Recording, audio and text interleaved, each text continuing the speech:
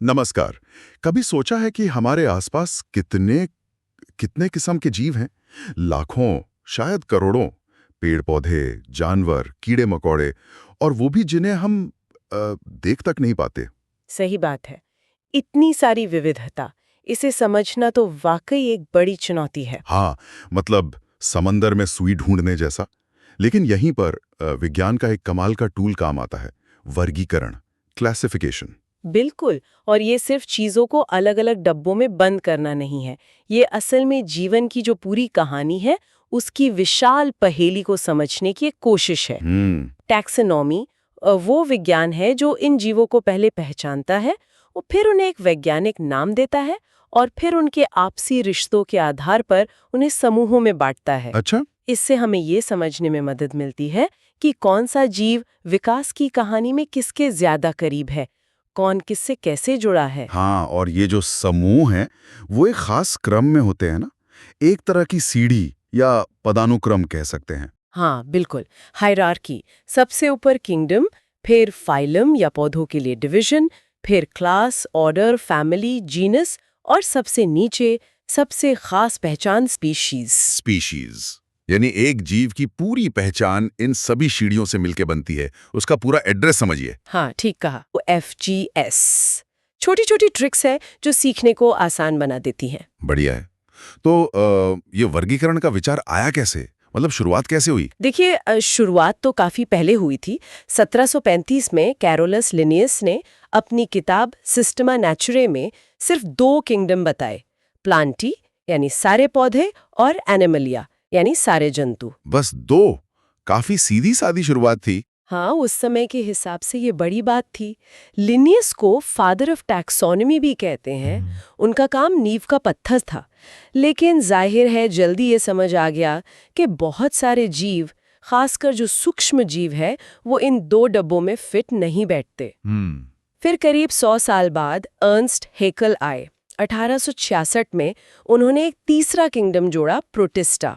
इसमें ज्यादातर एक कोशिकीय जीवों को रखा गया। प्रोटिस्टा, अच्छा। हाँ, और मजे की बात यह है कि हेकल ने ही इकोलॉजी शब्द भी दिया था, मतलब जीवों और उनके पर्यावरण के बीच के संबंधों का अध्ययन। अच्छा, और फिर आया वो सिस्टम जो आज सबसे ज्यादा माना जाता है और जिस पर आज हम थोड़ी गहराई से बात करेंगे, RH विटेकर का 1969 वाला सिस्टम। बिल्कुल सही, 5 किंगडम क्लासिफिकेशन। विटेकर ने 5 किंगडम बताए, मोनेरा, प्रोटिस्टा, फंजाई, प्लांटी और animalia. Monera, protista, fungi, Plantae, animalia, 5। हाँ, और उन्होंने सिर्फ बाहरी रूप रंग नहीं देखा, उन्होंने कई गहरे आधारों पर ये वर्गीकरण किया। जैसे कोशिका की बनावट कैसी है, मतलब प्रोकैरियोटिक है या यूकैरियोटिक। प्रोकैरियोटिक और यूकैरियोटिक, मतलब केंद्रक है या नहीं है ना? हाँ, आसान भाषा में कहें तो क्या उसमें एक व्यवस्थित केंद्रक न्यूक्लियस है या नहीं। फिर वो अपना भोजन खुद बनाते हैं, यानी स्वपोषी हैं, या दूसरों पर निर्भर है, मतलब परपोषी। उनका शरीर कैसा है, एक कोशिका का बना है या बहुत सारी कोशिकाओं का, और वो प्रजनन कैसे करते हैं, इन सब बातों को ध्यान में रखा गया। तो काफी गहरी छानबीन की गई। वैसे एक और सिस्टम का भी जिक्र है इन स्रोतों में, कार्ल वोएस का 3 डोमेन सिस्टम, बैक्टीरिया, आर्किया, यूकैरिया। हाँ, वो भी है। वॉइस ने कोशिका के आणविक स्तर पर, खासकर राइबोसोमल आरएनए के आधार पर, जीवन को 3 बड़े डोमेन में बांटा। इससे आर्किया बैक्टीरिया का एक अलग ही समूह सामने आया। पर आज हम मुख्य रूप से विटेकर के 5 किंगडम पर ही ध्यान केंद्रित करेंगे। ठीक है, तो चलिए इन स्रोतों के आधार पर जीव जगत की इस अद्भुत विविधता की परतें खोलते हैं। शुरुआत कहाँ से करें? जरूर, शुरुआत करते हैं सबसे सरल माने जाने वाले जीवों से, किंगडम मोनेरा। मोनेरा मतलब बैक्टीरिया वगैरह। क्या चीज इन्हें सबसे अलग बनाती है? इन स्रोतों में क्या खास बताया है? इनकी सबसे बड़ी पहचान है इनका प्रोकैरियोटिक होना। प्रोकैरियोटिक मतलब इनकी कोशिकाओं में कोई झिल्ली से घिरा हुआ व्यवस्थित केंद्रक नहीं होता, न्यूक्लियस नहीं होता। अच्छा, उनका जो जेनेटिक मटेरियल है, DNA, वो कोशिका द्रव्य में ही बिखरा रहता है। साथ ही दूसरे जटिल ऑर्गेनेल जैसे माइटोकॉन्ड्रिया वगैरह वो भी नहीं होते, और ये अकेले रहते हैं। ज्यादातर आमतौर पर ये एक कोशिकीय होते हैं, यूनिसेल्यूलर। इनकी कोशिका के बाहर एक मजबूत दीवार होती है, कोशिका भित्ति या सेल वॉल। बैक्टीरिया में ये पेप्टिडोग्लाइकन नाम के एक खास पदार्थ से बनी होती है। ये उन्हें आकार और सुरक्षा देती हैं। और खाने पीने का इंतजाम ये कैसे करते हैं? इनमें दोनों तरह के इंतजाम हैं।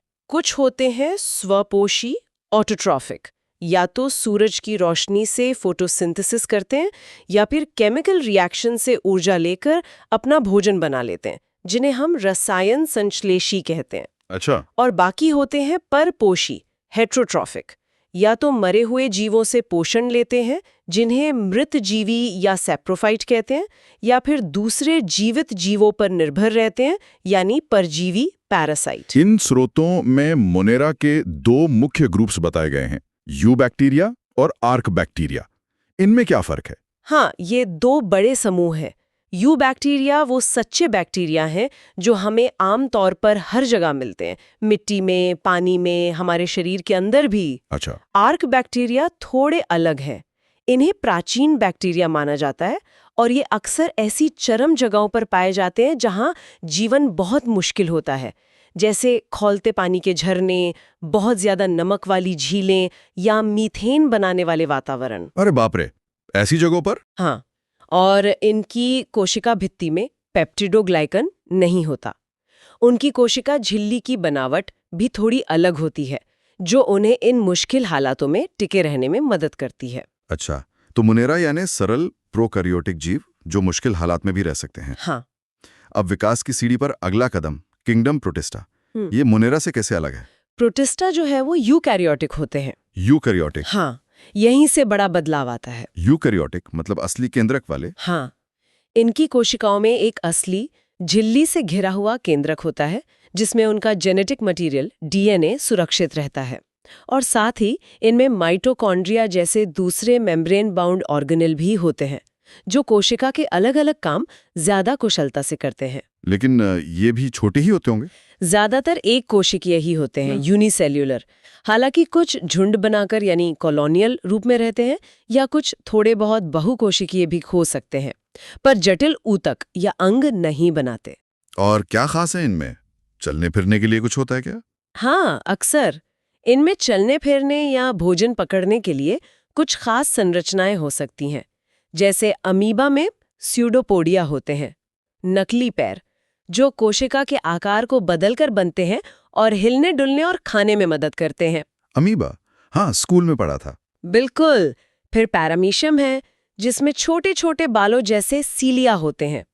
ये चप्पू की तरह काम करते हैं, उसे चलाते हैं और पानी के बहाव से भोजन को उसकी मुख गुहा तक लाते हैं। और युग्लिना जैसे जीवों में एक या ज्यादा लंबे धागे जैसे फ्लैजेला होते हैं, जो कोड़े की तरह हिलकर उसे आगे बढ़ाते हैं। युग्लिना का जिक्र तो काफी रोचक है। ऐसा सुना है कि ये पौधा और जंतु दोनों की तरह व्यवहार कर सकता है। हाँ, ये बहुत दिलचस्प है। युग्लिना में क्लोरोप्लास्ट होते हैं, हरे रंग के। तो जब रोशनी मिलती है तो ये पौधों की तरह फोटोसिंथेसिस करके अपना खाना बना लेता है। अच्छा। लेकिन अगर अंधेरा हो, रोशनी ना हो, तो ये जंतुओं की तरह व्यवहार करता है और बाहर से बना बनाया भोजन सोख लेता है या छोटे जीवों को खा लेता है। तो ये स्वपोषी भी है और परपोषी भी। कमाल है। प्रोटिस्टा असल में एक बहुत ही विविध समूह है। इसमें ऐसे जीव आते हैं जो पौधों जैसे कुछ शैवाल, जंतुओं जैसे अमीबा, पैरामीशियम और फफूंद जैसे जीवों के प्रारंभिक रूप माने जा सकते हैं। ज्यादातर ये पानी में ही पाए जाते हैं, तालाबों, झीलों, समुद्रों में या नम मिट्टी में। तो मोनेरा और प्रोटिस्टा के बाद अब आते हैं किंगडम फंजाई पर। फंगस, मशरूम, फफूंद, यीस्ट, ये सब इसी में आते हैं। हाँ, बिल्कुल। फंजाई भी यूकैरियोटिक हैं, ज्यादातर बहुकोशिकीय होते हैं, मल्टीसेल्युलर, जैसे मशरूम जिसे हम खाते हैं, या ब्रेड पर लगने वाली हरी नीली फफूंद।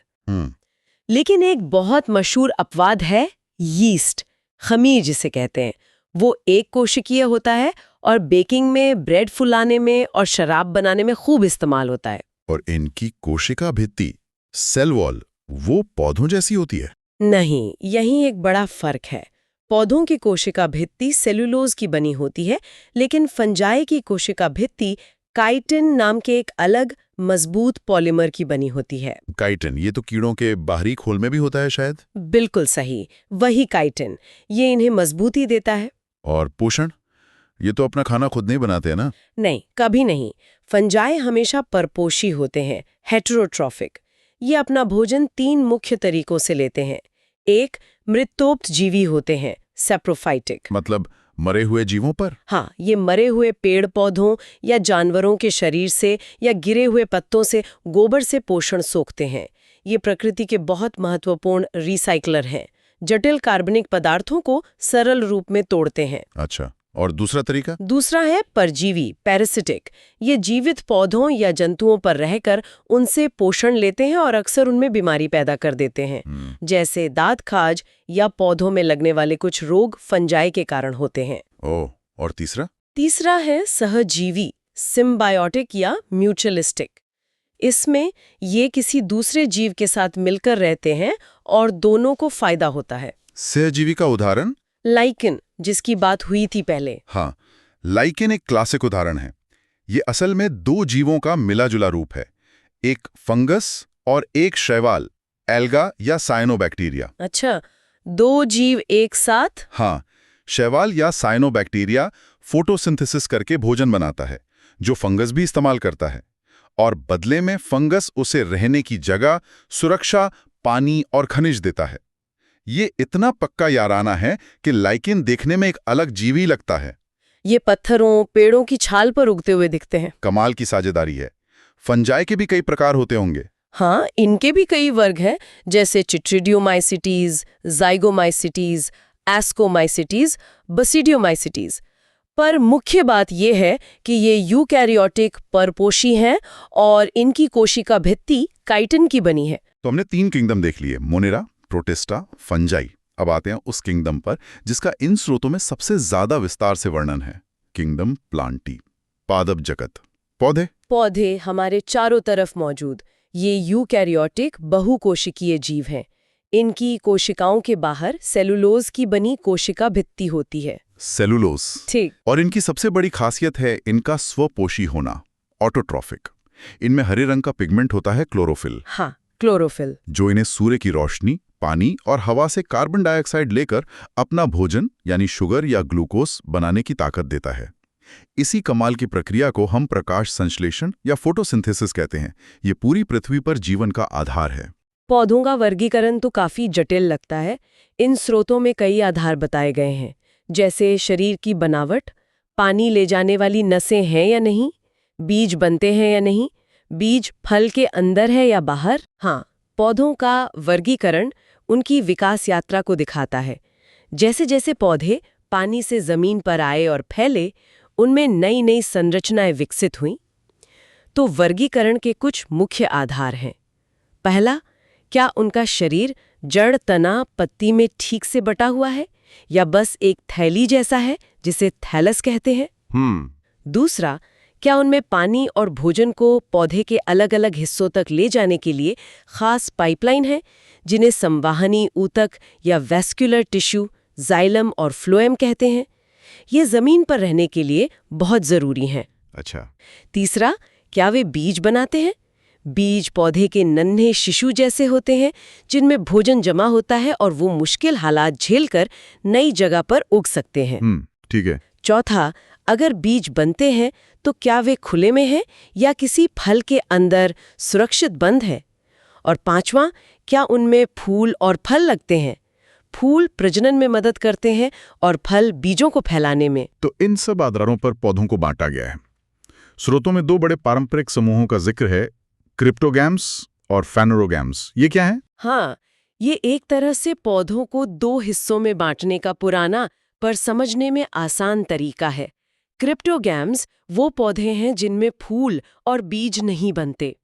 क्रिप्टो मतलब छिपा हुआ, गैमोस मतलब शादी प्रजनन, तो इनके प्रजनन अंग छिपे हुए माने जाते हैं। अच्छा, छिपे हुए। ये बीजाणुओं यानी स्पोर्स से प्रजनन करते हैं, जो बहुत छोटे धूल जैसे कण होते हैं। इनमें शैवाल, ब्रायोफाइटा और टेरिडोफाइटा आते हैं। ये थोड़े कम विकसित माने जाते हैं। ठीक। और दूसरी तरफ हैं फेनोरोगैम्स। फेनोरो मतलब प्रकट या दिखने वाला। तो इनके प्रजनन अंग यानी फूल और बीज बनाने वाली संरचनाएं स्पष्ट होती हैं। ये बीज बनाने वाले पौधे हैं। इनमें जिम्नोस्पर्म और एंजियोस्पर्म आते हैं। ये ज्यादा विकसित माने जाते हैं। चलिए पहले क्रिप्टोगेम्स को संक्षेप में समझते हैं। सबसे पहले थैलोफाइटा यानी शैवाल या एल्गी। ये सबसे सरल पौधे हुए। हाँ, कह सकते हैं। इनका शरीर जड़, तना, पत्ती में बटा नहीं होता, बस एक थैलस होता है, इसीलिए थैलोफाइटा। इनमें वैस्कुलर टिश्यू भी नहीं होते। ये ज्यादातर पानी में ही रहते हैं, ताजे पानी में या समुद्र में। स्वपोषी होते हैं, फोटोसिंथेसिस करते हैं। इनमें अलग अलग रंग के पिगमेंट होते हैं, जिसके आधार पर इन्हें बांटा जाता है, जैसे क्लोरोफाइसी यानी हरे शैवाल, फियोफाइसी यानी भूरे शैवाल और रोडोफाइसी यानी लाल शैवाल। उदाहरण क्या है इनके? और कुछ काम के भी होते हैं? हाँ, कई उदाहरण हैं, जैसे स्पाइरोगायरा, यूलोथ्रिक्स, चारा, सारगासम, लैमिनेरिया, पोरफायरा। कुछ भूरे शैवाल जैसे केल्प तो समुद्र में बहुत बड़े बड़े जंगल बना लेते हैं। उनसे मीठा अल्कोहल भी बनता है। और लाल शैवाल जैसे ग्रासिलेरिया से अगर नाम का पदार्थ मिलता है, जो लैब में कल्चर मीडियम बनाने और जली वगैरह में इस्तेमाल होता है। अच्छा, तो शैवाल पानी में रहने वाले सरल पौधे हैं। क्रिप्टोगैम्स में अगला समूह? अगला है ब्रायोफाइटा। ब्रायोफाइटा। इसमें मॉस और लिवरवर्ट्स जैसे पौधे आते हैं। इन्हें पादप जगत का उभयचर कहते हैं, एम्फीबियंस ऑफ प्लांट किंगडम। ऐसा क्यों? बिल्कुल, क्योंकि ये रहते तो जमीन पर हैं, खासकर नमी वाली छायादार जगहों पर, जैसे पुरानी दीवारों पर या नम जमीन पर हरी मखमल जैसी परत बनाते हुए। लेकिन इन्हें अपने जीवन चक्र को पूरा करने के लिए, खासकर निषेचन के लिए, पानी की जरूरत होती है। इनके नर गैमीट तैरकर मादा गैमीट तक पानी में ही पहुंचते हैं। अच्छा, इसलिए उभयचर। हाँ, इनमें भी असली जड़ें और वैस्कुलर टिश्यू नहीं होते। जड़ जैसी संरचनाएं होती हैं, जिन्हें राइजॉइड्स कहते हैं, जो बस उन्हें सतह से चिपकाए रखती हैं, पानी सोखने का काम ज्यादा नहीं करती। शरीर थोड़ा बेहतर तरीके से बना होता है शैवाल की तुलना में, जिसमें तने और पत्ती जैसी संरचनाएं दिख सकती हैं। ये भी बीजाणुओं से ही प्रजनन करते हैं। उदाहरण है मार्केंशिया, रिक्सिया, फ्यूनेरिया, मॉस। ठीक है। और क्रिप्टोगैम्स में सबसे विकसित कौन है? टेरिडोफाइटा जैसे फर्न? हाँ, टेरिडोफाइटा क्रिप्टोगैम्स में सबसे विकसित हैं। ये एक बड़ा कदम आगे हैं। ये पहले जमीनी पौधे हैं जिनमें असली वैस्कुलर टिश्यू, जाइलम और फ्लोम विकसित हुए। ओह, तो इनमें पानी और खाना ऊपर नीचे जा सकता है। बिल्कुल, यही वो प्लम्बिंग सिस्टम है जिसने पौधों को पानी और पोषक तत्वों को जमीन से ऊपर पत्तियों तक पहुंचाने और जमीन पर सही मायने में कामयाब होने में मदद की। इनका शरीर भी असली जड़, तने और पत्तियों में बटा होता है। फर्न के खूबसूरत बड़े बड़े पत्ते देखे होंगे आपने, जिन्हें फ्रॉन्स कहते हैं। हाँ हाँ, देखें, सजावट के लिए भी लगाते हैं। हाँ, तो इनमें ये सब होता है। लेकिन ये भी अभी फूल और बीज नहीं बनाते। प्रजनन बीजाणुओं से ही होता है, जो अक्सर पत्तियों की निचली सतह पर खास संरचनाओं, सौराय में बनते हैं। ये भी ज्यादातर ठंडी, नम, छायादार जगहों पर उगते हैं। उदाहरण है मार्सिलिया, फर्न जैसे टेरिस, एडियांटम, ड्रायोप्टेरिस, हॉर्सटेल्स, इक्वेसेटम, सेलाजिनेला। तो ये थे क्रिप्टोगैम्स, थैलोफाइटा, ब्रायोफाइटा, टेरिडोफाइटा, बिना बीज वाले पौधे। अब आते हैं फेनेरोगैम्स पर, जो बीज बनाते हैं। पहला समूह जिम्नोस्पर्म, नग्न बीज वाले पौधे। इसका मतलब क्या है? इसका मतलब है इनके बीज किसी फल के अंदर बंद नहीं होते। जिम्नो मतलब नग्न या खुला, और स्पर्म मतलब बीज। तो इनके बीज अंडाशय की दीवार से ढके नहीं होते, बल्कि वो सीधे शंकुओं पर या विशेष पत्तियों पर लगे होते हैं, खुले में। अच्छा, जैसे चीड़ या देवदार के पेड़ में वो कोन जैसे दिखते हैं? हाँ, बिल्कुल। पाइन, चीड़, देवदार, साइकस, ये सब जिम्नोस्पर्म है। ये आमतौर पर बड़े लकड़ी वाले पेड़ या झाड़ियां होते हैं, ज्यादातर सदाबहार। इनमें वैस्कुलर टिश्यू अच्छे से विकसित होते हैं। बीज बनाना पौधों के लिए एक बहुत बड़ा विकासवादी कदम था। क्यों? बीज में ऐसा क्या खास है? बीज में एक नन्हा पौधा, भ्रूण होता है। हाँ। उसके लिए भोजन जमा होता है और बाहर एक सुरक्षा कवच होता है। ये बीजाणुओं की तुलना में ज्यादा सुरक्षित होते हैं। मुश्किल हालात जैसे सूखा या ठंड को झेल सकते हैं और हवा, पानी या जानवरों के जरिए दूर दूर तक फैल सकते हैं। समझ गया। तो जिम्नोस्पर्म्स यानी खुले बीज वाले, और आखिर में पौधों के कह सकते हैं बादशाह एंजियोस्पर्म्स यानी फूल वाले पौधे। हाँ, एंजियोस्पर्म्स आज धरती पर सबसे ज्यादा पाए जाने वाले और सबसे विविध पौधे हैं। एंजियो मतलब ढका हुआ या बंद पात्र। इनके बीज अंडाशय के अंदर सुरक्षित रहते हैं। अंडाशय? हाँ, फूल का वो हिस्सा जो बाद में विकसित होकर फल, फ्रूट बन जाता है। तो एंजियोस्पर्म में बीज हमेशा फल के अंदर बंद रहते हैं, जैसे आम, सेब, मटर, टमाटर, इन सब में बीज फल के अंदर होते हैं। अच्छा, तो फल का बनना एंजियोस्पर्म की खासियत है। बिल्कुल। और दूसरी बड़ी खासियत है फूल, फ्लावर। हाँ। फूल इनका खास प्रजनन अंग है। फूलों के रंग, खुशबू, रस कीट पतंगों, पक्षियों को आकर्षित करते हैं, जो परागण में मदद करते हैं। हवा से भी परागण होता है। इनमें वैस्कुलर टिश्यू यानी जाइलम और फ्लोएम सबसे ज्यादा विकसित होते हैं। हमारे आसपास दिखने वाले ज्यादातर पेड़, झाड़ियां, घास, फसलें, सब्जियां सब एंजियोस्पर्म ही हैं। और एंजियोस्पर्म्स को भी दो ग्रुप में बांटा गया है, मोनोकॉट और डाइकॉट। ये किस आधार पर? ये बीज के अंदर बीज पत्रों, कॉटिलिडन्स की संख्या के आधार पर है। बीज पत्र वो पहली पत्तियां होती हैं जो बीज के अंदर भ्रूण से जुड़ी होती हैं और अंकुरण के समय उसे पोषण देती हैं। अच्छा, बीज पत्र। मोनोकॉट्स यानी एक बीजपत्री। इनके बीज में सिर्फ एक बीज पत्र होता है, जैसे घास, मक्का, गेहूं, चावल, लिली, प्याज। अच्छा, और डाइकॉट? डाइकॉट्स यानी द्विबीजपत्री। इनके बीच में दो बीजपत्र होते हैं, जैसे मटर, सेम, चना, दालें, गुलाब, सूरजमुखी, सरसों, आम, नीम, पीपल। ज्यादातर चौड़ी पत्ती वाले पौधे डाइकॉट होते हैं। और इनमें कुछ और भी फर्क होते हैं क्या, जड़ों या पत्तियों में? हाँ, कुछ सामान्य फर्क और भी बताए जाते हैं। जैसे मोनोकॉट में अक्सर रेशेदार जड़ें, फाइब्रस रूट्स होती हैं, और पत्तियों में नसें समानांतर, पैरेलल वेनेशन होती हैं, जैसे केले या घास के पत्ते में। जबकि डाइकॉट में मुख्य जड़ मोटी होती है, टैप रूट, जिससे पतली जड़ें निकलती हैं, और पत्तियों में नसें जाल की तरह फैली होती हैं, रेटिक्युलेट वेनेशन, जैसे आम या पीपल के पत्ते में। फूलों के भागों की संख्या भी अक्सर अलग होती है। वाह! तो ये था पौधों का पूरा सफर। पानी में रहने वाले सरल शैवाल से लेकर जमीन पर राज करने वाले, फूल और फल बनाने वाले जटिल एंजियोस्पर्म तक। बहुत कुछ सीखने को मिला। बिल्कुल। और ये वर्गीकरण सिर्फ नाम रटना नहीं है, बल्कि ये समझना है कि कैसे जीवन ने अलग अलग चुनौतियों का सामना करने के लिए अलग अलग समाधान विकसित किए। पानी से जमीन पर आना, सीधा खड़ा होना सीखना, पानी को ऊपर तक पहुंचाना, अपने बीजों को सुरक्षित रखना और फैलाना, हर कदम एक नई खोज, एक नया अनुकूलन था। अच्छा, व्हिटेकर की 5 जगत प्रणाली में एक किंगडम रह गया, एनिमेलिया, जंतु जगत। हमारे स्रोत ज्यादातर पौधों पर केंद्रित थे, लेकिन एक पूरी तस्वीर के लिए एनिमेलिया के बारे में संक्षेप में क्या कहेंगे? हाँ, एनिमेलिया यानी जंतु जगत, ये भी यूकैरियोटिक बहुकोशिकीय जीव है, लेकिन पौधों और फंजाई से दो बड़े फर्क हैं। पहला, इनकी कोशिकाओं में कोशिका भित्ति, सेल वॉल नहीं होती। सेल वॉल नहीं होती? हाँ।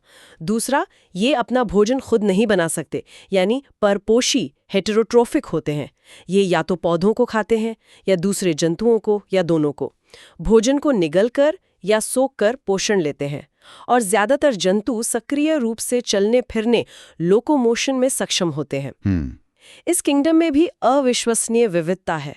स्पंज और जेलीफिश जैसे सरल जीवों से लेकर कीड़े, मकोड़े, मछलियां, उभयचर, सरीसृप, पक्षी और हम स्तनधारी यानी इंसान तक सब इसी में शामिल हैं।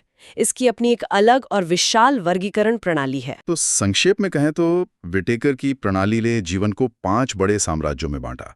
मोनेरा, सरल प्रोकैरियोट्स, बिना केंद्रक वाले, प्रोटिस्टा, ज्यादातर एक कोशिकीय यूकैरियोट्स, फंजाई, काइटिन वाले परपोषी जो सोखकर खाते हैं, प्लांटी, सेलुलोज वाले स्वपोषी पौधे, और एनिमेलिया, बिना कोशिका भित्ति वाले परपोषी जो निगल कर खाते हैं। ये वर्गीकरण हमें जीवन की इस अविश्वसनीय विविधता को एक ढांचे में समझने में मदद करता है। बिल्कुल। और मुख्य बात यह है कि वर्गीकरण कोई पत्थर की लकीर नहीं है। ये एक गतिशील चीज है। जैसे जैसे हमें नई जानकारी मिलती है, खासकर जेनेटिक्स और मॉलिक्यूलर बायोलॉजी से, ये वर्गीकरण थोड़े बदलते भी रहते हैं। पर ये हमें जीवन के विकास की कहानी बताता है, कैसे सरल जीवों से धीरे धीरे अधिक जटिल जीव विकसित हुए, कैसे उन्होंने अपने पर्यावरण के हिसाब से खुद को ढाला। हर किंगडम, हर समूह अपनी जगह पर महत्वपूर्ण है और प्रकृति के संतुलन में अपना योगदान देता है। वाकई। और जैसा कि हम करते हैं, श्रोताओं के लिए एक विचार छोड़ जाते हैं सोचने के लिए। जरूर। हमने देखा कि जीवों को उनकी संरचना, कार्य और विकास के आधार पर बांटा गया है। ये वर्गीकरण पिछले लाखों सालों के विकास पर आधारित है। लेकिन आज हम जानते हैं कि जलवायु परिवर्तन और इंसानी गतिविधियों से पर्यावरण बहुत तेजी से बदल रहा है। हाँ, ये तो है। तो सोचने वाली बात यह है, क्या ये बदलते हालात इन स्थापित वर्गीकरणों को भविष्य में चुनौती देंगे? क्या कुछ समूह जो किसी खास वातावरण के आदी हैं, इन बदलावों के सामने टिक नहीं पाएंगे, विलुप्त हो जाएंगे, जबकि कुछ शायद नए तरीके से ढल जाएंगे या उनकी संख्या बहुत बढ़ जाएगी? ये मुमकिन है। और इसका हमारी जैव विविधता की समझ पर और उसे बचाने की हमारी कोशिशों पर क्या असर पड़ेगा? क्या हमें वर्गीकरण के नए तरीकों के बारे में सोचना होगा, जो शायद जीवों की अनुकूलन क्षमता या उनके इकोसिस्टम में भूमिका पर ज्यादा आधारित हों? इस सचमुच एक महत्वपूर्ण सवाल है। क्या हमारे बनाए हुए खांचे भविष्य में भी उतने ही प्रासंगिक रहेंगे? इसके जवाब शायद भविष्य में ही मिलेंगे। इसी विचार के साथ आज की ये गहन चर्चा यहीं समाप्त करते हैं। उम्मीद है जीव जगत की इस व्यवस्था को समझने में आपको मदद मिली होगी।